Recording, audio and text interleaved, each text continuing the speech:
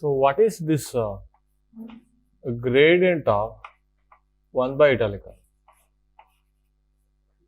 Quickly do that.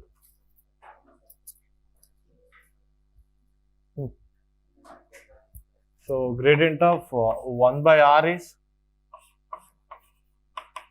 minus r cap by r square. So how do you do now? So this one you have to go for your polar coordinate, am I right? Isn't it? What is this gradient?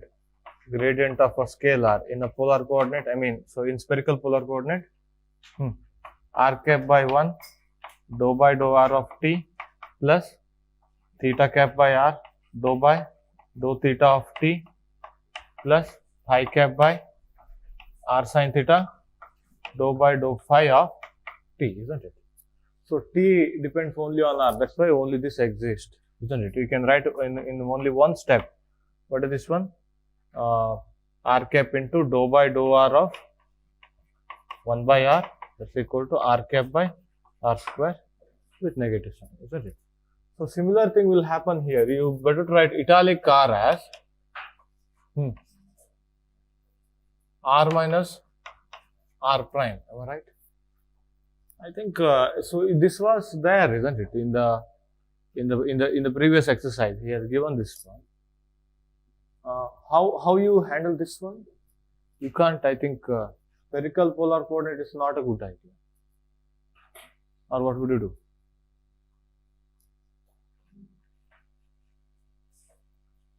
Differentiation with respect to r. Remember this derivative. That's with respect to unprimed coordinate. So r we are going to write it as x comma y comma z. R prime we are going to write it as x prime comma y prime comma z prime. Remember, okay? So this derivative is with respect to x, y, z. So now my question is, how do you handle this one? I mean, yeah, you got the answer. How? Using Cartesian? Using Cartesian. Any way of writing that one in terms of spherical? No, isn't it? I mean, this will be vector. Even if you write italic r, how do you write? I mean, magnitude. How do you write this one? Magnitude of r minus r prime vector. Am I right? I think you can't directly write that one. We have to go for Cartesian coordinate. Anyway, so just remember this will be same as this one. Okay? What is that one? Minus italic r cap by italic r square. Okay? Go for Cartesian coordinate and do that one and show that one. Okay? It's needed. Wait a second.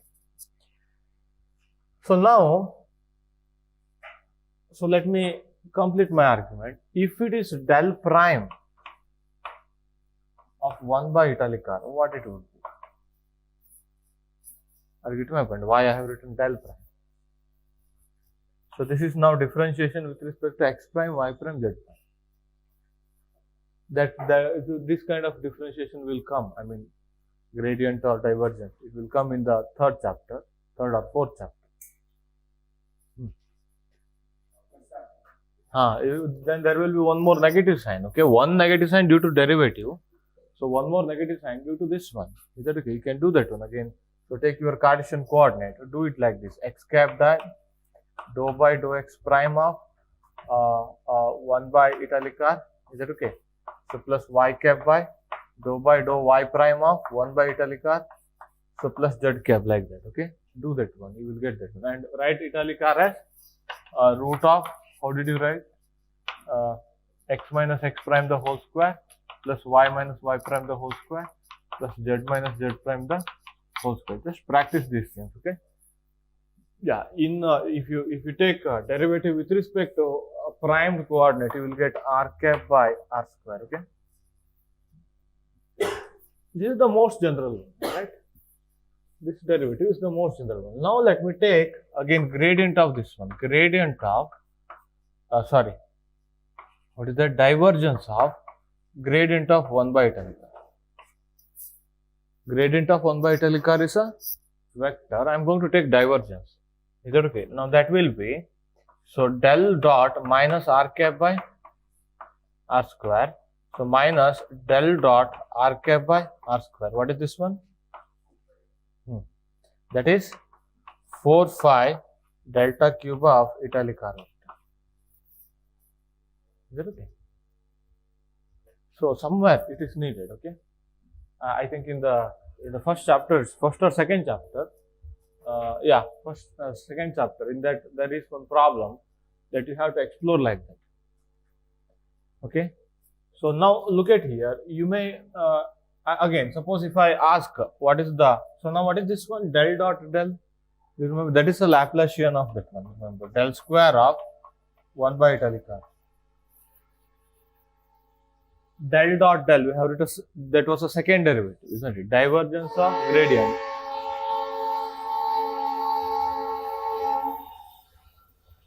Similarly, del square of 1 by r, that's equal to minus 4 phi delta cube of r vector. That's it. Is that okay? Or start with this one, isn't it? So that was r cap by r square gradient minus r cap by r square. Again take one more so derivative, divergence. So you will get this one. This is the most general one. Wait a second, I want to comment something. Yeah, so now you may tempted to do this one directly in your polar coordinate. What is del square in our polar coordinate? 1 by r square, dou by dou r, 1 by into r square, dou by dou r of 1 by r, del square of 1 by r. Am I right? What would you get now? 0, isn't it? That is wrong. That is wrong. Is that okay? That's why you have to, go with the intermediate step whenever you do that one. Okay? If it is 0, just think over it. Okay? Because del square of 1 by r is nothing but del dot del of 1 by r. Is that okay? Del square of 1 by r is nothing but del dot del of 1 by r. Whenever it is 0, think over it, whether we have done any mistake or not. Okay? So Dirac delta may come into play. Yeah, any question?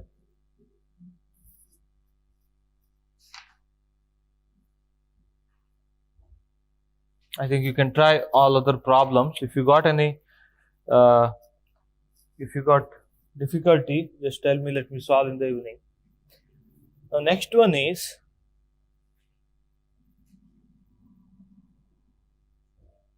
so theory of potentials. So theory of, so scalar and vector potentials. Okay, let me just take that one, and that's what I told you to revise yesterday. So theorem 1, or let me take it like this. Suppose now I have curl of some vector field. Okay, I have a vector field whose curl is 0. Okay, I have a special class of vector field whose curl is equal to 0, isn't it? So now look at here. We have seen earlier curl of a gradient of any scalar was 0. Am I right? Do you remember? Curl of a gradient of any scalar, that was 0. So that's why we are going to generalize this one. Whenever that curl is 0, it is like that. So we can write f as gradient of some scalar. F as gradient of some scalar.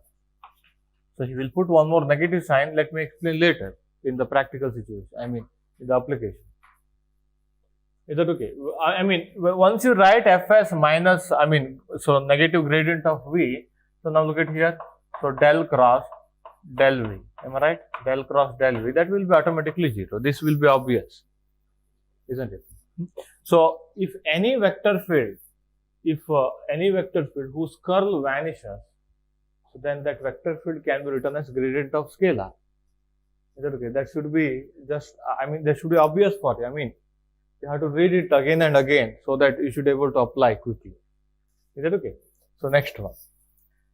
We shall take this one, theorem 1.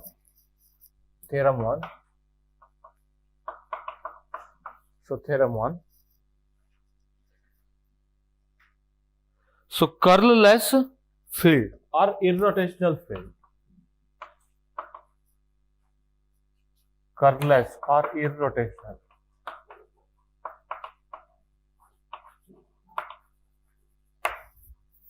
curless or irrotational fields.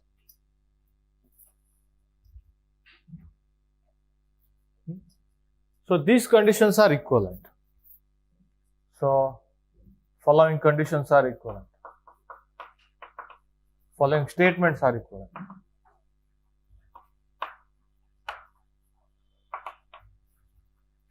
Remember, sometimes they will use this word, okay? They will use that word. So for irrotational field, like that, okay? They will use that word. So that's okay, irrotational. Curl equal to 0, you can imagine that irrotational. So divergenceless field have got solenoidal as a one more name. Let me just write down, okay? So that is very strange word, okay? So these statements are equivalent. So first statement. Again, obviously curlless or irrotational field means we say like that because of this fact, am I right? Obviously. Everywhere. So curlless or irrotational field means curl should be equal to 0 everywhere, okay? So next one, as soon as this becomes 0, look at here, we can go for, I think, so don't write this one, our surface integral, open surface integral of del cross f dot dA, am I right? So this we can write it as closed path integral of f bar dot dl bar, am I right? Now look at here, if this is 0 everywhere, whatever the path you take, whatever the closed path you take, that closed path integral is 0, isn't it? If you have any curlless field, its closed path integral will be 0. Okay, can I write second statement? So second statement is, so closed path integral of f dot dl or line integral, we say line integral, closed line integral of f is equal to 0 for any closed loop. Remember, because curl is 0 everywhere, you can take any shaped surface, and open surface will always have a boundary, isn't it, as a closed path, and you can use your Stokes theorem to prove this one. Okay, so next one again, so this needs some argument. So whenever closed line integral equal to 0, I mean open line integral will be independent of the path. Is that okay? I mean, so for that I think you may need to refer some mathematics books. So we can write like this, A to B f bar dot dl bar is, what do you mean by A to B? A is one position in space, B is other position in space, position vector, okay, is independent of the path.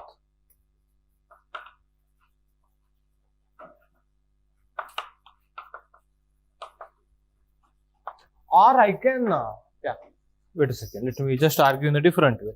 So all are equivalent, okay. So each, I mean one-to-one correspondence here, all are equivalent. Wait a second. So integral A to B f dot dl is independent of the path for given endpoints A and B.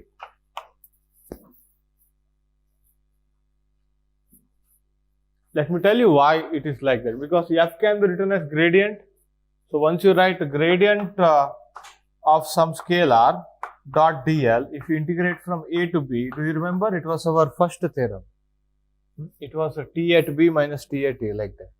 Is it okay? Those are again equivalent, remember. So now if you state this one first, this is obvious, am I right? If line integral is independent of the path, if it depends only on the endpoint, so then I think we have shown that one earlier, am I right? From this one it is very easy. From this one it requires some more arguments, okay, to go to this one. So whenever curl equal to 0, this will definitely happen, okay. So then what is the next one? Remember, we have to explore this one, we have to explore this property. They may give very lengthy, what you call a line integral. Is that okay? If curl equal to 0, then you don't have to choose their path. Is that okay? So between I mean initial point and end point, you can choose one straight line, and you can do that one. Remember, you can explore that one in the problems. So if a line integral is getting too lengthy, check out what is the curl. Okay, if curl is 0, you can explore this fact, isn't it? It is independent of the path. You can take straight line between those 2 points. That would be very simple. So next statement is again that is so same as earlier. F is a gradient of some scalar function. Write down in a sentence. F is a gradient of some scalar function.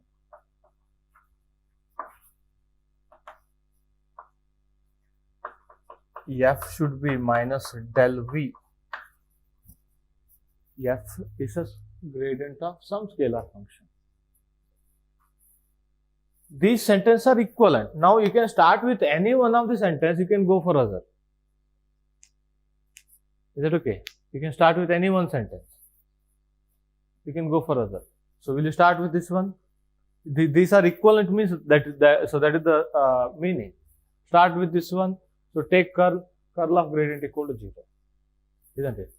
So now suppose if you start with this one, so you can show this one. You can use Stokes law to show this one again.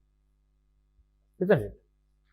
So from this one, show this one, use Stokes law. So Stokes theorem is closed path integral f bar dot dl bar, that's equal to surface integral. What is the surface? Surface whose boundary is this one. Any surface whose boundary is this one. So del cross f dot dA. Am I right? So again, if this is 0, this should be 0. Surface area vector, those are real. Am I right?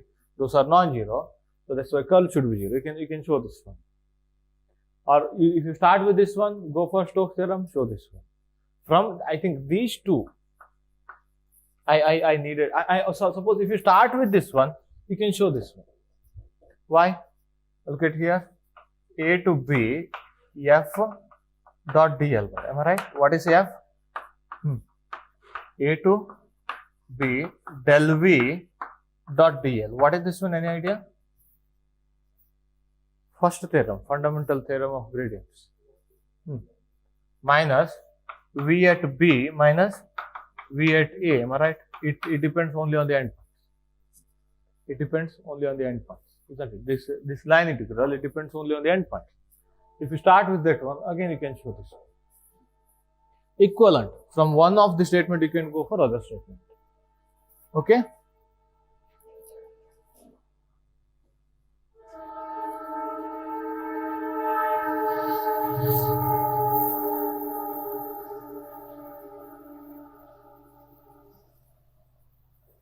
I don't know how you learnt addition and subtraction.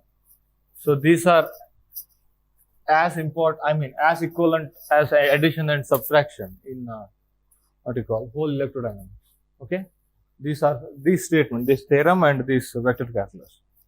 Now theorem 2. Wait a second. Earlier, what did I call that special class of vector field? That was a special class of vector field, whatever the statement we have written for. Now, so in this theorem, again, this is also special class of vector field. So what was the name for earlier one? Curl-less or irrotational. Okay. So now this is divergence-less. Or solenoidal.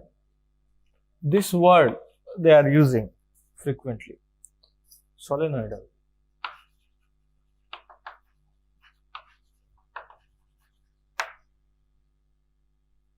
Okay, so this word may mislead you.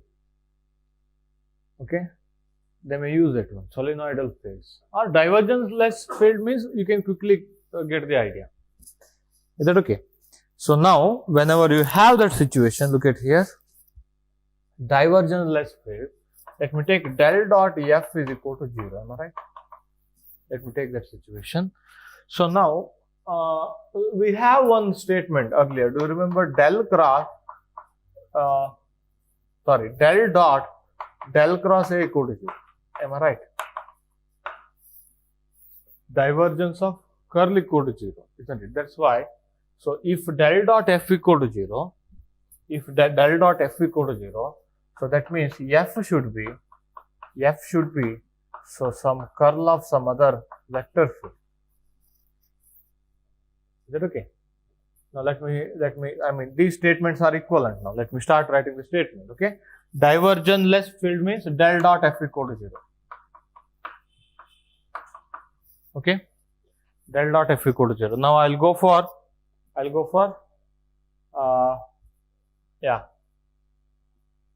my Gauss law, Gauss divergence theorem. Okay, Gauss divergence theorem. So what is that one? Del dot f d tau in some volume, that's equal to closed surface integral of f bar dot dA bar. Am I right? Now look at here.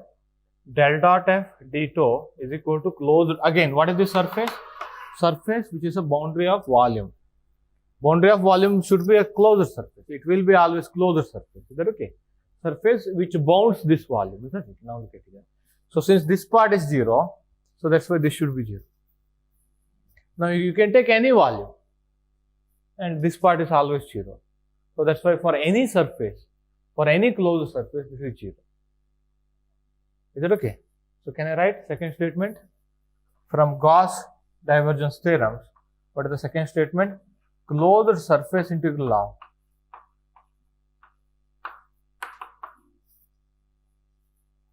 for any closed surface, write down. So this is 0 everywhere. So for any closed surface,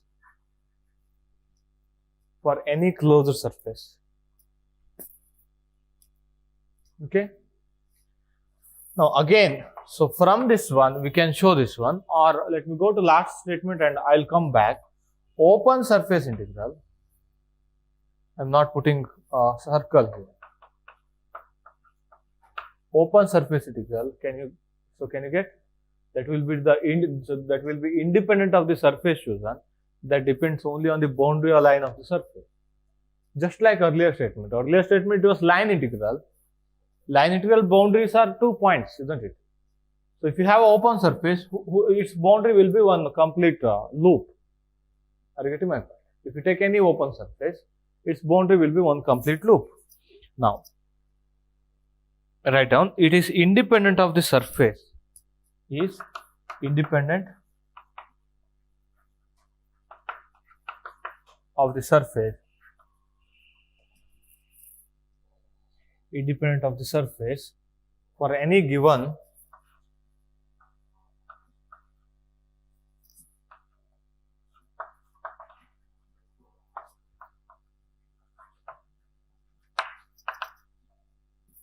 boundary line.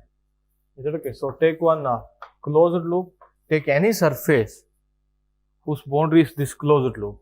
So this surface integral is what you call independent of the surface chosen for a given boundary line. Is that okay? So that is in case of divergenceless field. Now look at here. Yeah, I haven't argued how this comes. Am I right? I just stated that one.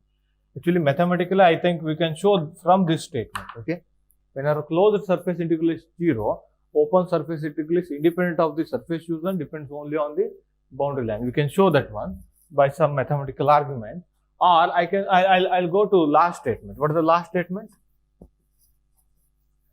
What is the last statement? F can be written as, so curl of some other vector field. Am I right? F can be written as curl of some other vector field. Now look at here. So now I'll go for Stokes theorem. Okay, I'll go for Stokes theorem. What does Stokes theorem says? Yes, speak out. So closed surface integral of, no, that's okay. Closed, no, Stokes theorem relates open surface. Why did you say closed surface? How do I start? F dot dA, isn't it? That's equal to closed line integral of surface integral of vector field is equal to closed line integral of surface integral of curl of a vector field. Am I right? Wait a second.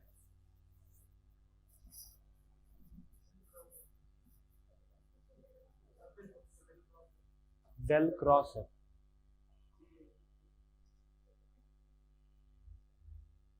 No, F is equal to del cross A, right? I thought I can come from that last statement. From this one to this one.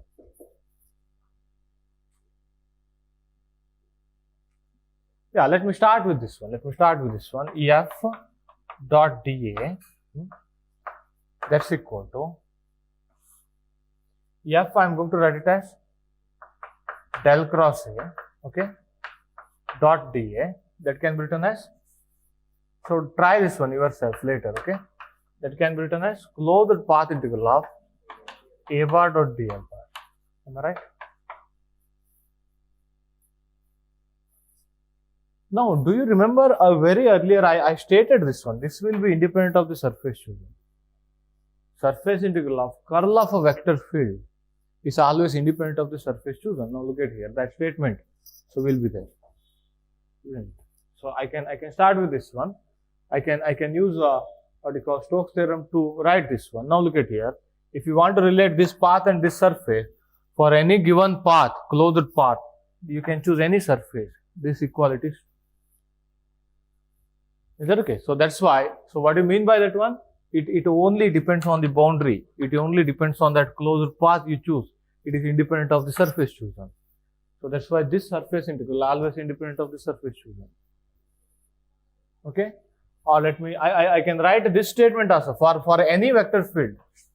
For any vector field, curl of a vector field or surface integral of a curl of a vector field is independent of the surface chosen. Again, you can use Stokes law to show that one. Okay? So write down all of these statements and think over it. Okay? So from one of the statements, you should be able to go for other. And that's what we do usually. Is that okay? So now, yeah, along with all of these, again, I don't have to write that one. These are inbuilt here. So these are inbuilt here. What is that one? I think I have written earlier. So a gradient of a scalar dot dl A to B is independent of path. Depends only on boundary. Boundary means A and B. Am I right? If you take a path, boundary is A and B. So similarly, surface integral of, so can I write V here? That's better because we have used that scalar potential V. Del cross A dot dA is independent of surface, depends only on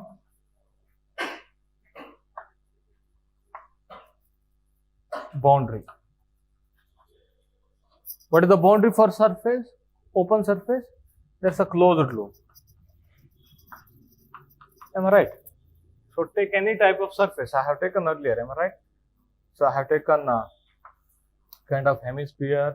Then I have taken a kind of randomly cut part like that. Am I right? So boundary line of the surface will be always a closed loop. Any open surface whose boundary line will be closed loop. It depends only on that boundary line, not on surface. Can you feel the similarity, isn't it? This is in case of line integral whose boundary lines are endpoints. This is in case of surface integral whose boundary lines are one closed loop. Given closed loop, right, like this. Boundary is a closed loop. Now look at here. I'll trace it back. So A to B, df by dx into dx.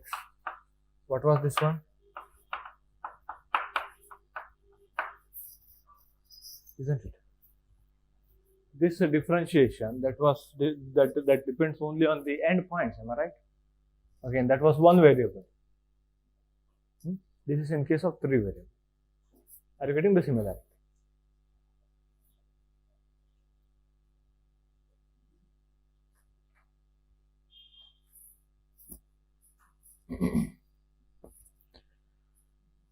all of these problems, all of this statement, read it again and again, or try to write down and try to go from one statement to other statement. Okay, so that your Gauss theorem and Stokes theorem will also be practiced here. Is that okay? If you try to go from one statement to other statement, obviously you have to use all of the theorems. So do that one frequently, and this is needed. Okay. So now what is the example now? So where we are applying this whole thing, our electrostatic field. Electrostatic field E, it has a special property. What is that? Curl equal to 0. Okay, that's why we are going to write E as some gradient of scalar potential. We call it a scalar potential. Let me explain why we take negative sign. Okay, we don't have to take negative sign. Even mathematics will not instruct us to take negative sign. Mathematics says only write that vector field as gradient of some scalar. We will take one more negative sign. Let me tell you, it is to make potential due to positive charge positive. Okay, let me explain later. It is for our convenience. Again, we have magnetostatic field. Magnetic field, it always have a property. What is that? We say magnetic monopole doesn't exist, isn't it? Magnetic charge doesn't exist. If magnetic charge exists, it would have given divergence. Am I right? When you get divergence, when you have a single source, point source. Are you getting my point? I explained, if you have non-zero in this side, that means it will talk about source.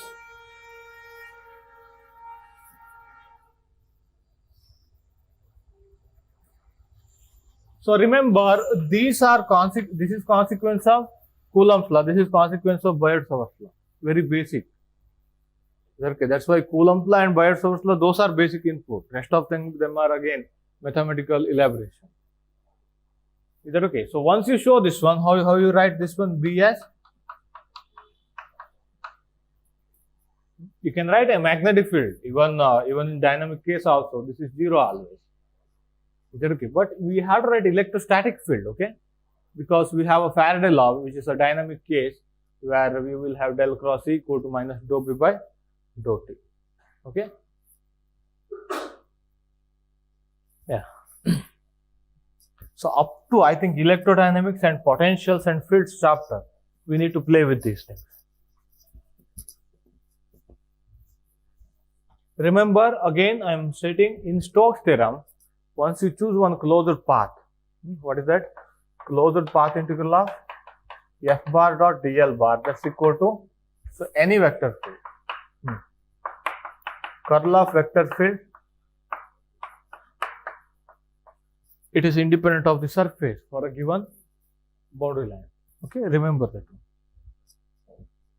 one.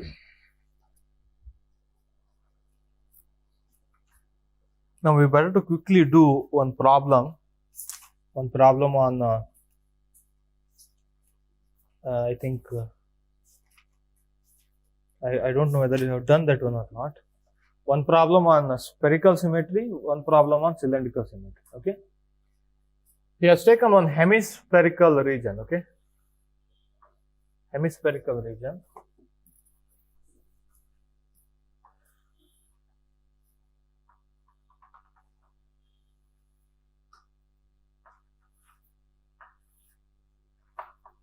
X cap, Y cap, Z cap.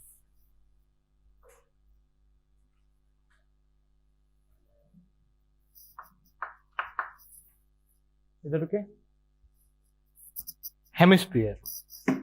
And he has given one vector field. Vector field is equal to r cos theta, r cap plus r sin theta, theta cap plus r sin theta, cos phi, phi cap.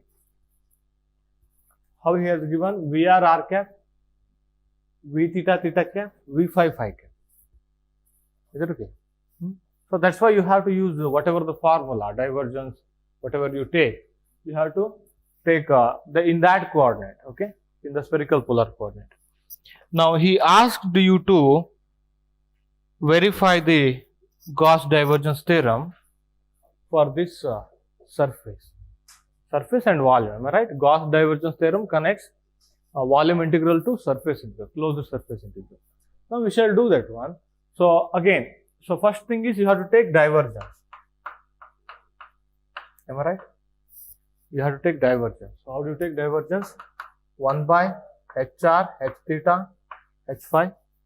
So then dou by dou r of VR, H theta, H phi. Speak out. Dou by dou theta of V theta, HR, H phi. Am I right? So plus dou by dou phi of V phi, HR, H theta. Am I right? So 1 by r square sin theta, or it takes some space. Am I right? So quickly do this one. Have you done? Have you done this one? 1 by r square sin theta. So dou by dou r of what is VR? R cos theta. Let me write down that one. Okay, R cos theta. What is H theta, H phi? R square sin theta. Am I right? R square sin theta. R cube sin theta. Okay, first part. So plus dou by dou theta. What is V theta? R sin theta. What is HR, H phi? H phi equal to R sin theta. Am I right? R square sin square theta. So yeah, correct. Dou by dou phi. V phi equal to R sin theta cos phi multiplied with HR is 1, H theta is R square. H theta is R. H phi is HR, H theta. HR, H theta, H phi 1 R sin theta. HR equal to 1. HR equal to 1. H theta is equal to dou by dou phi. That's correct. I'm writing that one. Then let me take it outside later. Second one. Yeah. Dou by dou theta. V theta. V theta is R sin theta. HR, H phi. HR, H phi. H phi equal to R sin theta. R sin theta multiplied with R sin theta. Is that okay? So written directly. Do it in one more step. Do it in one more step. Practice this one. Again, 1 by r square sin theta. Wait a second. Cos theta sin theta will come out. What is this one? R cube derivative 3r square. Isn't it? 3r square. Then here I think r square will come out. 2 sin theta. Check it out. So plus r square sin theta will come out. Cos phi derivative. Isn't it? You can cancel out sin theta. So what is the divergence? Divergence of a vector field, that's equal to, I think you can cancel out r square also. Look at here. Yeah. Okay, 3 plus 2, 5 cos theta minus sin phi. Look at here, very simple expression. Now, to show Gauss divergence theorem, look at here. Volume integral of del dot V d tau, you have to show surface integral of V dot dA. Am I right? So keep on writing those statements, okay? I mean, so later we have to apply. It should be obvious. I mean, it should be common sense for you. So by practicing, this theorem should be common sense. I mean, should become common sense. Okay? Yeah. So now, what is volume? Yeah. Where are you? Here. Where R square? Here. H theta, H phi. Okay, R square, R cube. Okay, R square, one more R from this one. Which one you are talking about? This one or this one? Correct.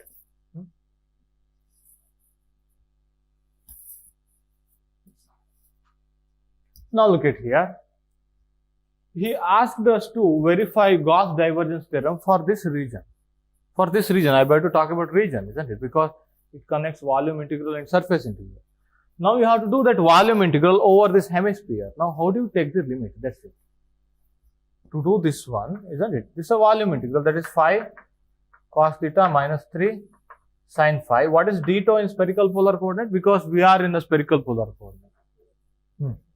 R square sin theta dr d theta d phi. Now, so how do you take the limits?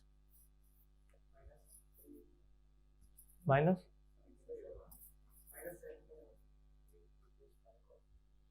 phi cos theta.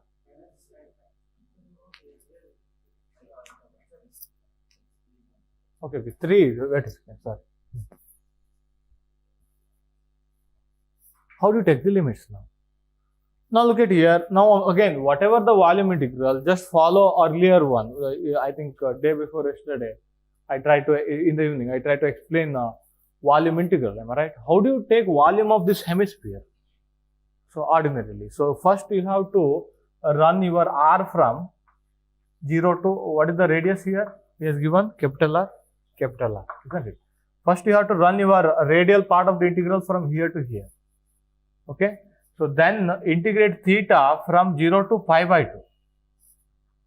Okay. Integrate theta from 0 to pi by 2. Then you will get this plane, area of this plane. Are you getting my point? Then run your phi, so throughout 2 phi, you will get volume. Are you getting my point? If you integrate theta from 0 to what you call pi, if you integrate theta from 0 to pi, what you get? You will get this one.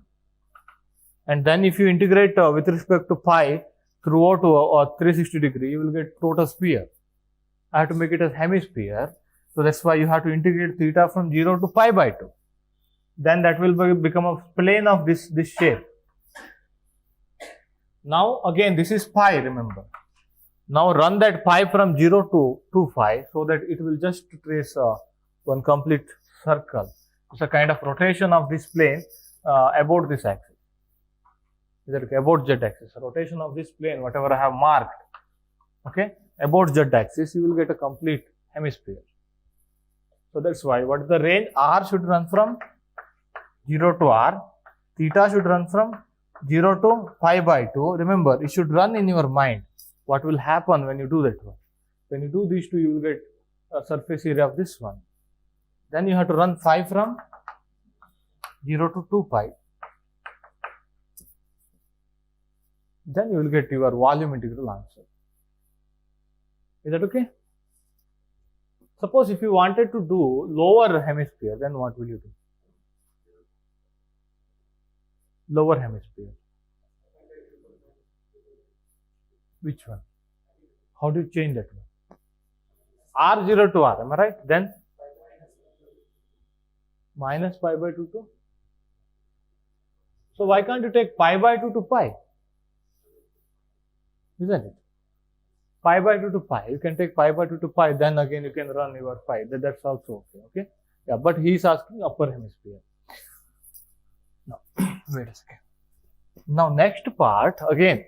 So, can you do this one? So, proceed and verify answer with solution manual. Okay? Next one. Again, in the exam, we don't need how to prove this theorem, okay, or how to verify this theorem or something. But so these ideas are needed, coordinate geometry ideas are needed, okay. Now I have to do surface integral, that is to close the surface integral, this part, isn't it, over this hemisphere. Closed means, so spherical, I mean your curved part and planar part. So can you imagine that plane is on xy plane, I mean that planar part, that bottom surface, that is on xy plane, is that okay?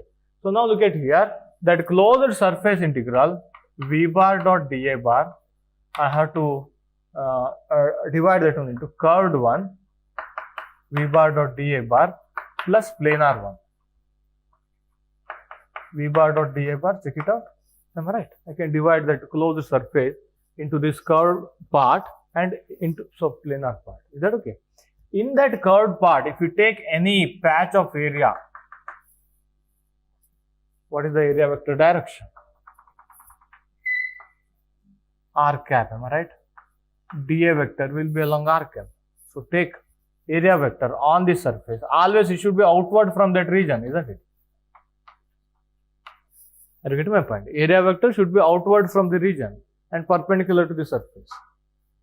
So in case of this theorem, so that's why. So in that curved part, your dA vector should be r cap. How we have written? H theta, h phi, d theta, d phi. Do you remember? Write down this step and then go for so elaboration. What is that one? R square sin theta, d theta, d phi, r cap. Okay. Yeah, speak up. So now that is for curved surface integral. You got dA vector. You already have a vector. Okay, you already have a vector field. Just take a dot product. Only r cap component will remain. Okay, when you take a dot product.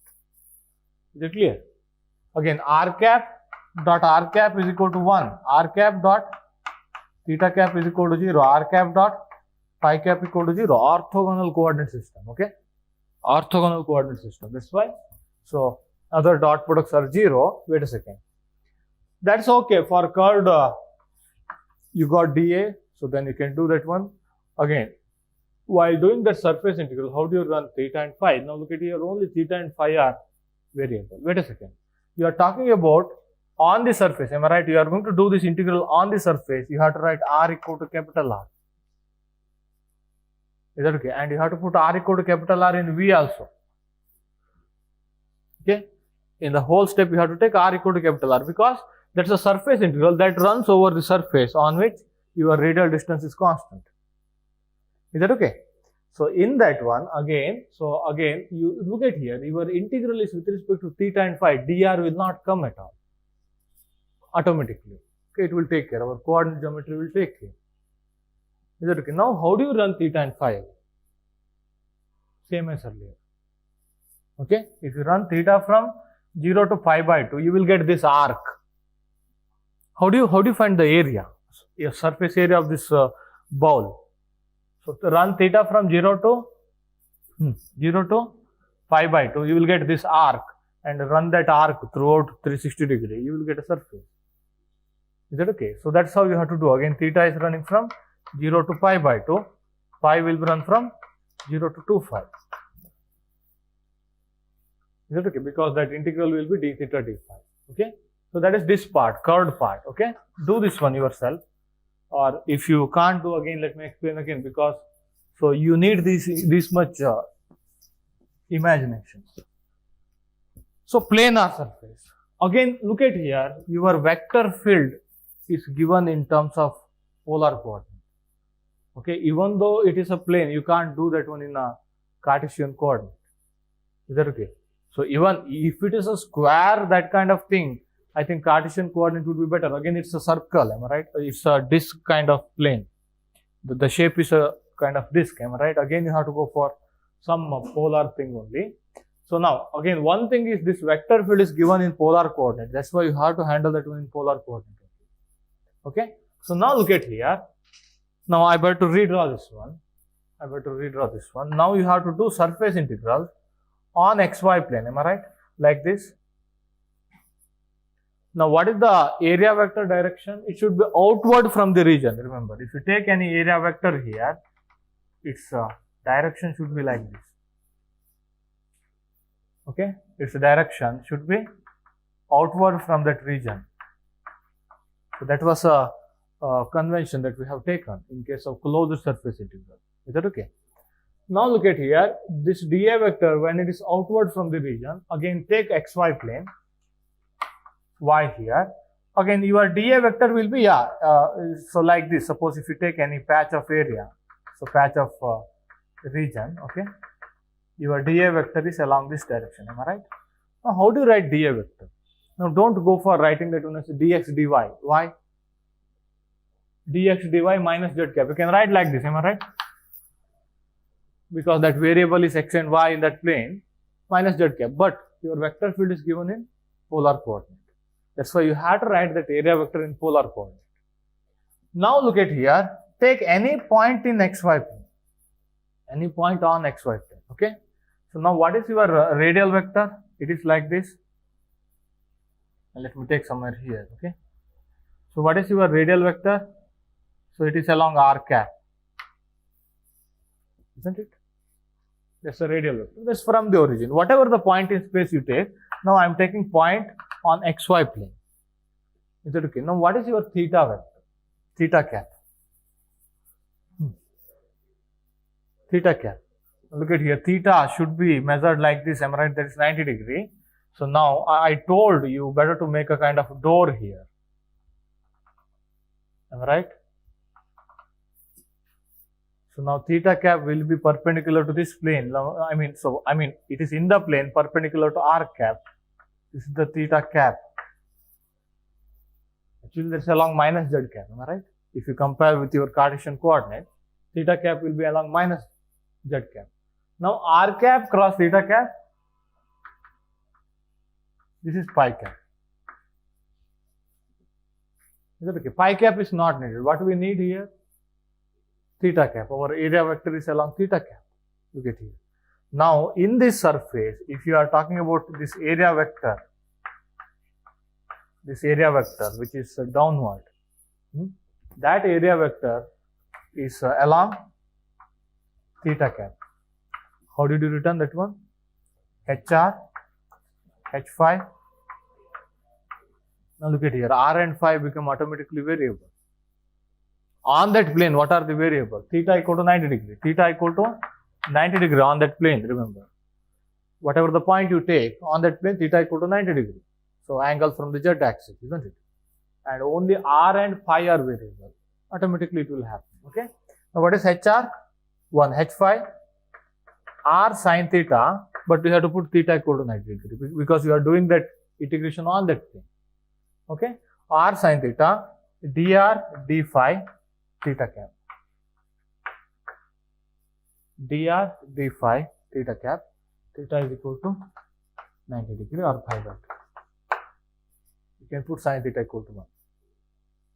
Okay, once you get this one, just substitute that one here. Am I right? Let me write like this. And take dot product with V and do that one.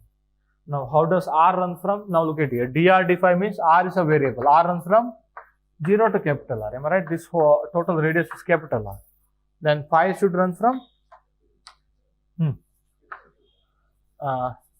phi should run from 0 to 2 phi. Done. And try to match with your answer. Okay. I mean, do that one and try to match answer from the solution. So dA, why dA should point downward? Because now you are talking about closed surface area. In that closed surface area, dA vector should be outward from that region, wherever you take. Is that okay? Net flux, whatever you write, V bar dot dA bar. I told in the very beginning. So while taking net flux through the closed surface, dA vector is always taken outward from the region. And in Gauss law also, so that is the rule. Gauss divergence theorem. So why dA vector we have chosen outward from the region? You can choose inward, am I right?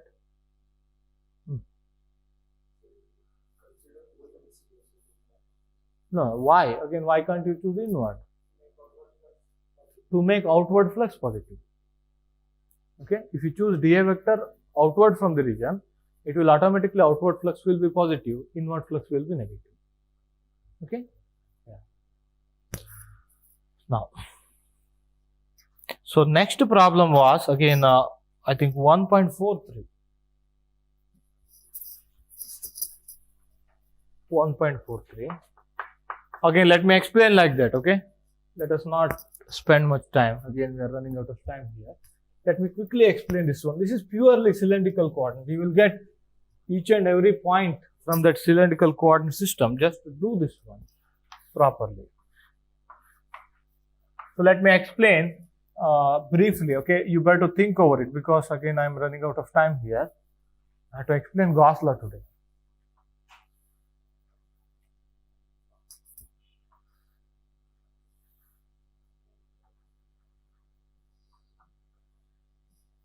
quarter of a cylinder. Can you imagine? Quarter of a cylinder. Approximately.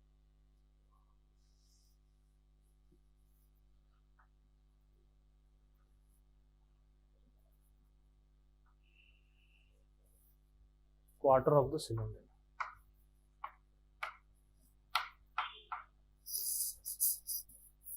So where this is 2, this is 2, this is 5.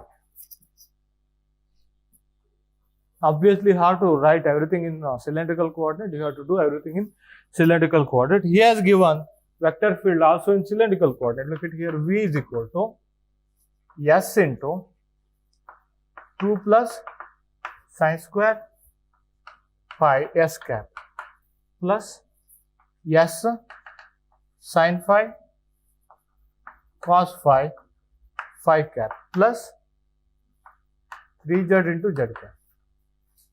Look at here, Vs S cap, V5 phi cap, Vz z cap. He has given like that. Vector field, you can just imagine like that. V S S cap plus V5 phi cap plus Vz z cap. You can take divergence using that formula, isn't it? Is that okay? What is divergence now? Del dot V is equal to 1 by Hs H phi Hz dou by dou S of Vs H phi Hz. I hope you can do that one. Vs is given, V phi is given, Vz is given. Like that, do that one. Wait a second, let me just explain limits and what are the surface vector like that, okay? I mean, so he told us to verify Gauss divergence theorem, am I right? So now look at here, volume integral of del dot V, that's equal to closed surface integral of V bar dot dA bar, am I right? Volume is this solid volume, whatever here. Again, you have to call it as a region. You have to verify Gauss divergence theorem for this region. Okay, now look at here. Anyway, you can take divergence, okay, in that coordinate system. And what is your dTau? I think I haven't written dTau yesterday in cylindrical coordinate. Hs, H phi, Hz, ds, d phi, dz. All three are variable. What is Hs? Hs equal to 1. Yes, 1. Is that okay? Yes, ds, d phi, dz. That's your volume element in case of cylindrical coordinate. Okay, take those mnemonics. So now look at here, all S phi z are variable while doing this volume integral. Now how do you run those things? How do you run those?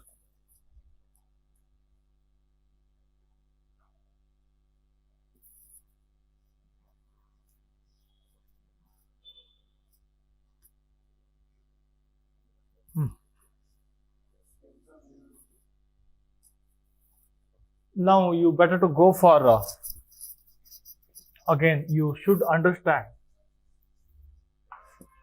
cylindrical coordinate system, x cap, y cap, z cap, am I right? We have written a point in space which can be represented by S phi z, am I right? S phi z. Now you have to take one projection on xy plane, am I right? Am I right? So this was S, perpendicular distance of that point from z axis, that was S, am I right?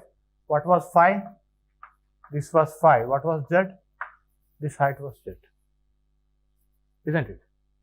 Now look at here, to sweep this region, if you take it as a door, you have to rotate the door from xz plane to yz plane, isn't it? That's it. Now how do you run that volume integral now? First thing is you have to run your S from 0 to 2, because this length is 2, remember. This length is 2 here. First you have to run your S from 0 to 2. Okay? You can, I mean that can be done in any order, okay? First you can do S integral, then Z integral, then also other integral, okay? If you first do S integral, like this. Then you do Z integral 0 to 5. Then you will get this planar area. That functionality will be there, okay? You are not getting exactly area. If that is a volume, you can write directly, am I right? Function is going to play the role along with that integration, okay? Now if you run 5 from 0 to pi by 2, it's over. Or you can start, so first integrate S from 0 to 2, okay? Then integrate with respect to 5 from 0 to, this is just sliding this one like this. So that will give area of this one. Then integrate about Z axis from 0 to 5. That also okay. Can you imagine that one? So that is the volume integral, okay? So S from 0 to 2, 5 from, speak out, 0 to pi by 2. So Z from 0 to 5. Okay, Z from 0 to 5.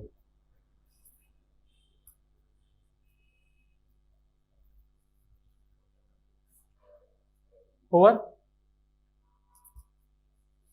That is closed. That's volume integral. While doing volume integral, only limits does matter because it's a pure scalar integral. Am I right? While when you come here, now it's a surface. You have to take surface bounded by this volume. Surface which bounds this volume. Now you have to take area vector very carefully, isn't it? Now what are the area vectors in a different region now, isn't it? Now this closed surface area, you have to divide it into curved surface area, upper one, lower one, and other two planes here. Is that okay? Let me start with this one. Let me start with curved surface area. What is your area vector? Take any patch of area here. Its direction is along S cap. Can you imagine? What is S cap direction? This was S cap direction. Isn't it? So that's why while doing this curved surface integral of that vector field, dA vector should be along S cap. S cap, H phi, Hz, D phi, dz, S cap. Now look at here. On that curved surface, your S is same, am I right? S equal to 2 only. Along with S equal to 2, then how does your phi run from?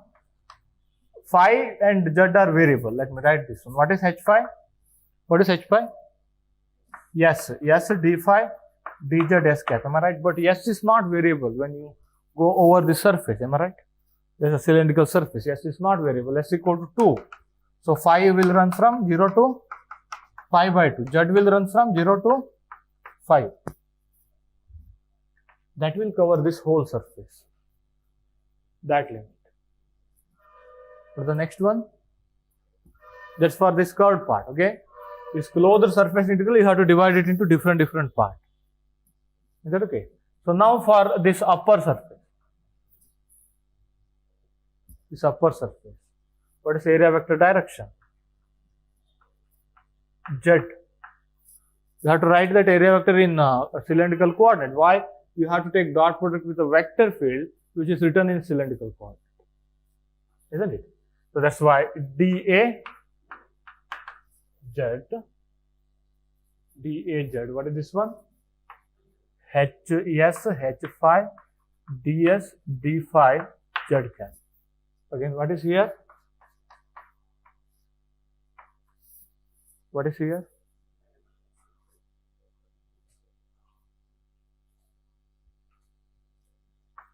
dA Z, what is this along minus Z cap? Hs, H phi, ds, d phi into minus Z cap. Wait a second. So when you write this one, S ds d phi, phi is variable, S is also variable, ds come into play. What is S running from now? 0 to 2, phi will run from 0 to pi by 2, am I right? That will sweep that surface. 0 to 2, 0 to pi by 2. Okay, that will sweep that surface. Again, same thing here. So then what is left?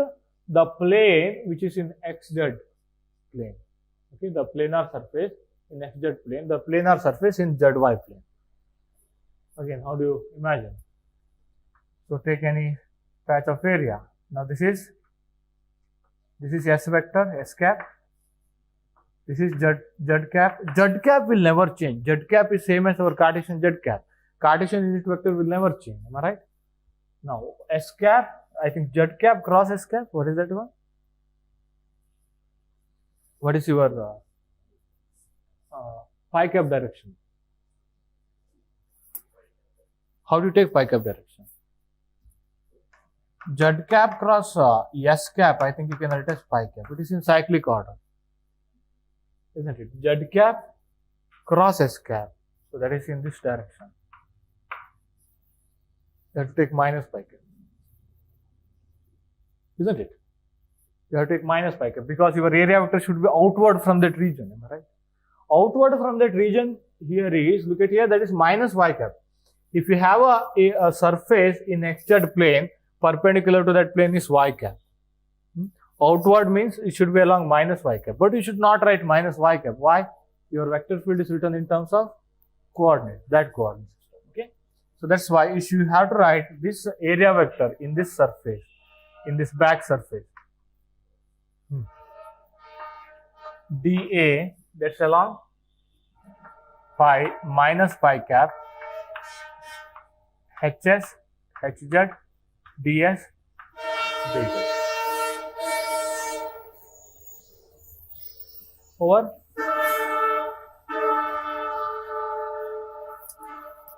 hs, hz, ds,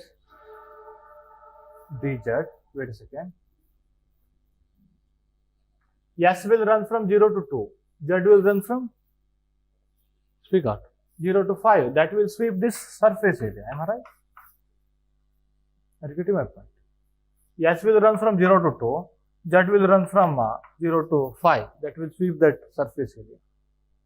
Is that okay? What is phi over there? Because your vector field may contain some cos phi or sin phi.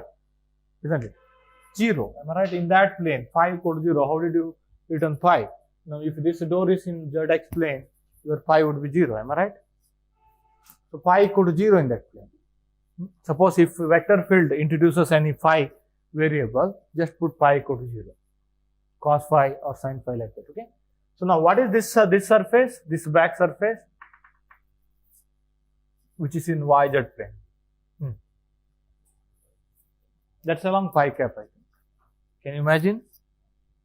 That's along phi cap. Again, I need one more diagram.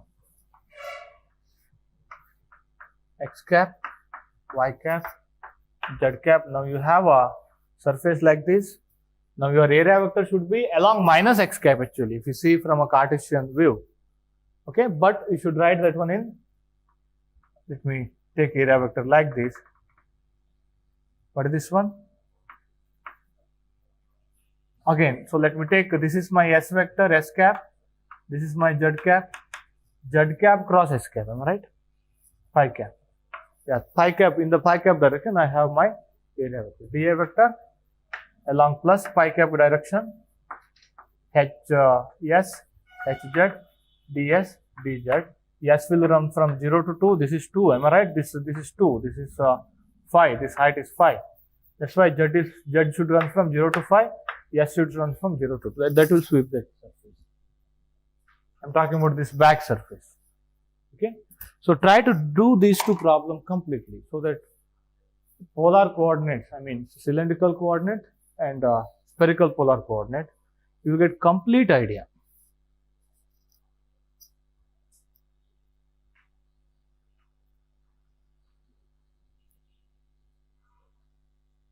S cross phi, I'm not getting. Now look at here, it is in cyclic order. Okay, look at here. S cap cross phi, you have to take S cap, phi cap, Z cap. Okay, S cap cross phi cap, you should get Z cap. Okay, phi cap cross Z cap, you should get S cap. So similarly, Z cap cross S cap, you should get phi cap, just like X cap, Y cap, Z cap. So again, they should be in cyclic order. We say like that.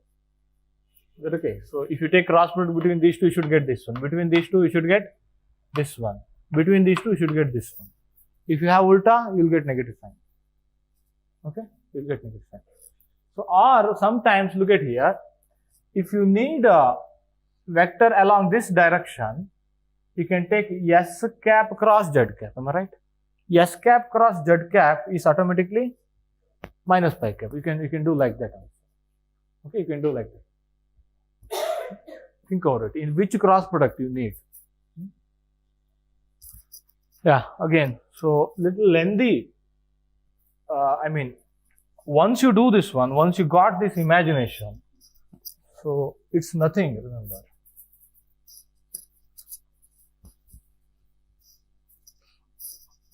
So practice at least twice these two problems, okay? So then again, you can try problem number 5, 1.56, 1.57, okay? Try them also. I think I need some more theorems here. Let me grab whenever I need, okay? So that almost completes our vector analysis, whatever we need for our theory, okay? So take a break, we shall discuss Gauss theorem.